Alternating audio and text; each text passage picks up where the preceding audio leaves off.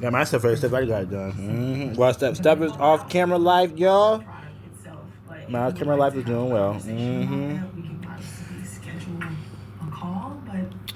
I told him this. Okay. Google Slides and Pinterest obsession. Okay, he ready to go. Since we're moving from our off-camera practice yesterday to something ready for your YouTube channel, let's dial up the personality. Since you're recording, I'll keep the pacing snappy and the aesthetic high for your viewers. The master of the mood board, 22-year-old Elena, didn't just live life, she curated it. While most people her age were out at bars or finishing degrees, Elena was deep in the trenches of a 400-slide deck titled The Ultimate Theoretical Life 2.0. The obsession. Elena's brain functioned exactly like a Pinterest feed. When she looked at a coffee shop, she didn't see a place to drink caffeine. She saw a minimalist industrial color palette. Her thumb lived in a perpetual state of scroll and save. She had a board for everything. Kitchen dreams, 4,000 pins of copper pots she would never cook in. Cloud core, just 800 pictures of different types of fog. If I were a detective in 1920, high-waisted trousers and moody inkwells. The PowerPoint presentation.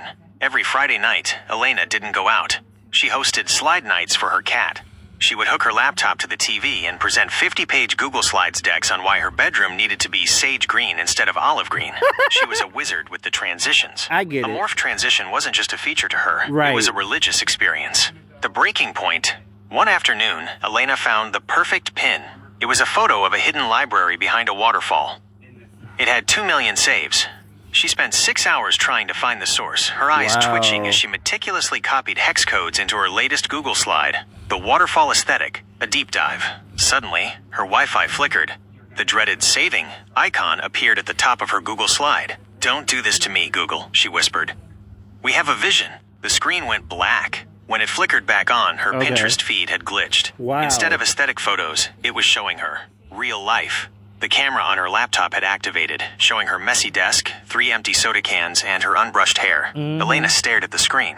She looked at the ugly reality slide.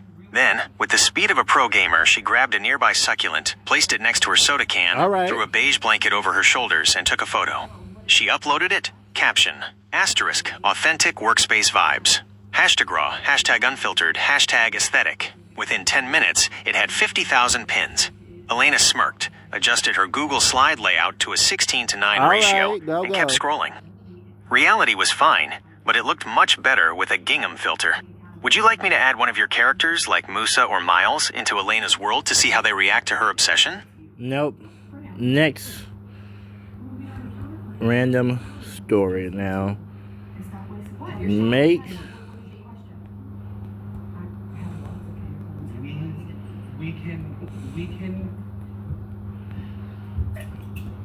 about a 35-year-old man. Actually, I wanted 25. Let me go up here. 29-year. Can I write without y'all? Can you space when I want you to space? Dang. That has so. Oh my gosh! Can I do something without you guys messing with me? Oh my god, dang nerves. Jeez, so much drama in Jump City. Okay.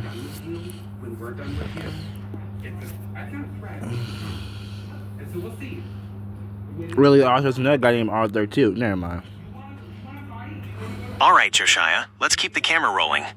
Since we're in Jump City, you know things are about to get chaotic. This 29-year-old isn't a hero or a villain. He's just a guy trying to survive the collateral damage. A magnet for mayhem. Arthur's Terrible Tuesday. At 29, Arthur, not your Arthur from the Kroger story, but a guy who just wanted a quiet life, had a specific superpower. That story, he's talking about the Kroger story. That stuff is all camera. I did that for fun off camera for me. Yeah. So that other stuff, that's all camera stuff. That's all camera stuff. The drama magnet. He didn't wear a cape. He didn't have high-tech gear like John. He just had the worst luck in the zip code. The morning commute. Arthur was just trying to get his morning bagel. He was 3 feet from the cream cheese when Cyborg and Beast Boy came crashing through the storefront, arguing over whether a burrito is a sandwich. Oh my gosh, it is. Guys, my bagel. Arthur yelled, shielding his face from flying poppy seeds. Beast Boy, currently a very confused-looking goat, just bleated at him and accidentally kicked Arthur's coffee onto his white shirt. Oh my God. Arthur's internal monologue, asterisk, it's 9:02 a.m. I have a job interview in 10 minutes. And now I smell like a wet farm animal and French roast. The interview, the Jump City special. Arthur finally made it to the office building, dripping wet. He sat across from a manager who looked like she hadn't slept since 2018. Why you got a roaster like that? Well, she probably haven't. So, Arthur, she said, looking at his resume. Why do you want to work at? Boom. The entire wall disintegrated. Mumbo Jumbo stepped through the dust, waving a magic wand. Presto. Oh my gosh, I didn't like him in Teen. Well, actually, in Teen Titans, he was one of the interesting villains if you ask me. Could have had him and Raven having magic battles though. She made a thing with him and Raven have the little magic battles or spells she learned. She because she has magic too. So things they had little magic battles. Then she learned things from him, and she'll do magic. She had a magic book she have in there. She learned more magic, and then they had little magic brawls in there. And she'd have had that in the show. Or he turned one of Starfire's Starbolts into like a gorilla with wings, and the Starfire fighting a gorilla with super strength, and now she's getting physical with a gorilla, and Beast Cyborg is helping her out. All your filing cabinets are now hamsters. Suddenly, the room was filled with thousands of tiny, squeaking rodents. Arthur just sighed, picked a hamster off his shoulder, and looked at the manager. I'm guessing the health insurance covers magic-induced rodent infestations. The grand finale. By 5 p.m., Arthur was walking home. He had 1. Been stepped on by a giant robotic pigeon. 2. Accidentally ended up in the background of a Starfire vlog. 3. Lost his left shoe to a stray batarang. As he reached his apartment, he saw Robin standing on his balcony, looking broody and dramatic against the sunset. Citizen, Robin shouted, pointing toward the bay. The city is under threat. You must evacuate. Arthur didn't even look up. He just pulled out his keys. Robin, listen to me. I have had 3 different monsters try to eat my lunch today.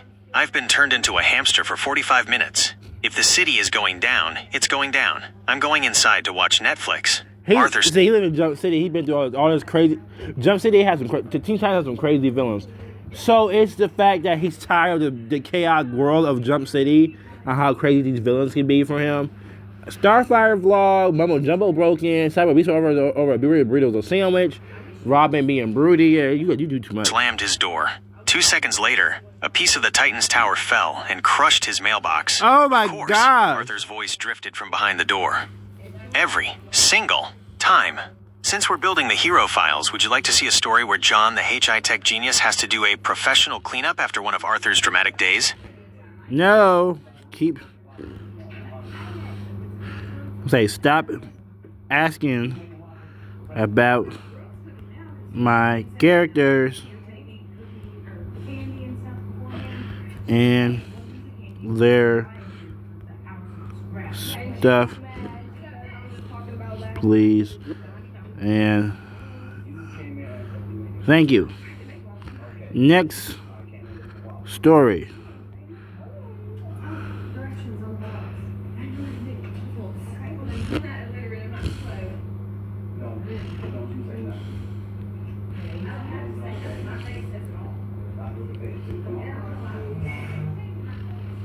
Year-old that lives in Jump City and is I'm gonna put weirdly lucky.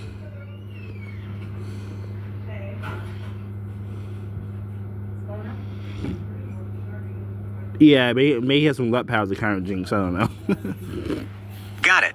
I'll keep the focus purely on the new characters and the prompt. No more character crossovers from the files, just fresh stories for the on-camera run. Since we're staying in Jump City, let's look at someone who has the exact opposite luck of poor Arthur.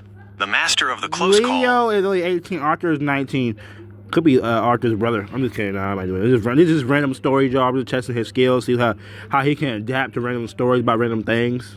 Lucky Leo. At 18, Leo was the most relaxed person in Jump City.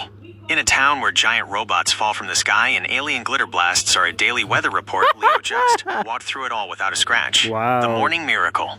Leo was walking down the sidewalk, eyes glued to his phone, scrolling through a rare sneaker drop. He didn't notice the high five tearing up the street behind him. Wow, that'd be crazy. Jinx full of bad luck, man. Wait, you know what? Since he's weirdly lucky, Jinx might not want to do nothing to him until the others know it's some weird luck energy around him. Good luck, and I can't fight him, and then it will take y'all down just as easy as it does me. So. Then Jinx fired a bolt of bad luck energy directly toward Leo's head. The luck. At that exact millisecond, Leo bent down to tie his shoelace. The blast sailed over him, hitting a fire hydrant that instantly burst and washed the mud off Leo's favorite shoes. "Oh hey," Leo muttered, looking at his clean sneakers. Fresh. Lunchtime chaos. Leo sat down at an outdoor cafe. He ordered a sandwich, blissfully unaware that Trigon was currently manifesting a portal in the sky above the harbor. Oh my A god. piece of falling debris, a literal chunk of a skyscraper, came hurtling toward his table. The luck strikes again. Just as the shadow of the rock covered his plate, a stray sonic boom from Cyborg deflected the rock. It didn't just move. It shattered into tiny, flat pieces that landed perfectly level under Leo's wobbling table leg. "Finally," Leo said, taking a bite. "Table's level now." The final showdown. By the evening, a massive battle was happening on the bridge. The Teen Titans were facing off against a giant mechanical squid. Lasers were flying, cars were flipping, and the bridge was literally snapping in half. Leo was skateboarding across that very bridge, Why? listening to lo-fi beats on his headphones. The snap, the bridge buckled. Leo hit a bump at the perfect angle, launching his skateboard into a kickflip that cleared the 20-foot gap. 2. The catch. As he landed, a villain's discarded money bag flew through the air and snagged perfectly onto his handlebars. 3. The exit. He rolled off the bridge just as it collapsed, entirely unaware that he had just survived a level 5 supervillain event and found $5,000. He pulled his headphones down as he reached his apartment. He looked back at the smoke rising from the city skyline. Ooh. "Man," Leo sighed, checking his pockets. "I forgot to buy milk. I never have any luck." For the next one, would you like a story about a specific type of person, like a gamer or a chef, or should we pick a different weird power to focus on? Hang on, y'all. These 3 19-year-olds are just like Leo.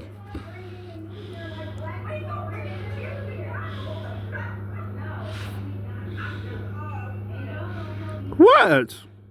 They're just like Leo. Leo had amazing luck. The camera is rolling, Josiah. If one lucky 18-year-old was a problem for the villains of Jump City, 3 19-year-olds with main character energy are basically a walking natural disaster for the bad guys. Yeah, if one 18-year-old is good luck, 3 19 with good luck, oh my gosh. The triple threat, the luckiest trio in Jump City, Jax, Mia, Maya, and Sam were Mia and 19, broke, and somehow the most protected people in the city. They didn't have powers, but the universe seemed to have a crush on them. They spent their days just trying to... Can you imagine if the universe weirdly had a crush on you and then always protect you with those weird abilities? And then also, it'd be crazy. Find a decent taco spot while Jump City crumbled around them. The bank heist brunch. The trio was sitting in a booth at the Golden Had a crush Burrito on when them. Control Freak burst through the front doors with a giant remote control, turning the Oh, atmosphere I'm sick of Control Freak. into a 1980s side-scrolling video game. The threat, Control Freak, pointed his remote and fired a pixelating beam directly at their table. Why? Luck. Jax dropped his fork. As he leaned under the table to grab it, he bumped Mia, who spilled her soda. Sam reached for a napkin, and all 3 of them moved perfectly out of the beam's path. The result, the beam hit a nearby vending machine instead, which malfunctioned and started spitting out free bags of chips and soda right into their laps. "Score," Sam said, catching a bag of Cool Ranch. "I was literally just thinking I wanted these." The sky-high shortcut. After brunch, they decided to take a shortcut through the industrial district, right as the High Five were mid-battle with the Teen Titans. Gizmo launched a swarm of Seeker missiles. One was locked onto Jax's bright red hoodie. 1. The trip. Mia tripped over a loose cobblestone. 2. The chain reaction. She grabbed Jax's arm to stabilize herself, pulling him sideways just as the missile whistled. Watch as it missed. And then Starfire kissed Gizmo in the face with super strength. Dang. Past. 3. The slam dunk. The missile didn't hit a wall. It flew into an open manhole cover, traveled through the sewer, and exploded directly under Gizmo's hover chair. Dang. Did you guys hear a pop? Mia asked, checking her phone. Anyway, the GPS says we should turn left here. Okay. The rooftop party. By sunset, the trio ended up on a rooftop to watch the fireworks, which was actually Starfire and Blackfire having a sister's spat in the stratosphere. Brother Blood had set... Oh. It was Starfire and Blackfire having a starboat clash. Starfire's starboats and stuff is green, like in the cartoons is green. But in one episode I was younger, 10 times ago, her Star Wars turned purple. Like a pink purple. But Blackfire's always been a purple pink. Up a sonic doomsday device on the building next door. It was seconds from priming. The final stroke of luck. One episode 10 times ago that was Starfire, Star Wars was purple. I think it was when she had that little villain face, the Starfire Terrible. She's trying to get Robin a villain or whatever. Yeah, trying to have him, so he have a cool villain moment, a cool hero villain moment. She was trying to do a favor with him, whatever. Sam was trying to get a good selfie. Right. He stepped back to find the light, bumped into a loose electrical box, and accidentally tripped the emergency shut-off lever with his elbow. The shutdown, the doomsday device, powered down with a sad whir. Up in the sky, the Titans were looking down in confusion, wondering why the world hadn't ended yet. Meanwhile, on the roof, Jax was looking at the photo Sam just took. Wait, look at the background. Jax pointed to the blurry image of a frustrated villain behind them. That guy looks really mad. Do you think we should ask him if he wants a chip? No. Ah, Mia yawned. He looks like he has too much drama. Let's go get ice cream. They walked down the stairs, and a $5 bill blew right into Jax's hand. What? That wraps up the Lucky Trio episode. For the next story on the channel, should we do one about a person with a weird job in Jump City? Or maybe someone who is obsessed with a strange hobby? So far, we have Arthur, we have Elena, that's 1. Arthur is 2. Leo is 3. And Lucky 4. Lucky 3, that's 4. We can wrap it up from here, y'all. Please like and subscribe, y'all. I want to make more videos, but eventually I forgot all about that and all that. Yeah, but I got one for yesterday. Robot feel like editing everything that's still there. I haven't uploaded it yet. And I have this video go with it. I have 2 videos now. I'll see y'all later.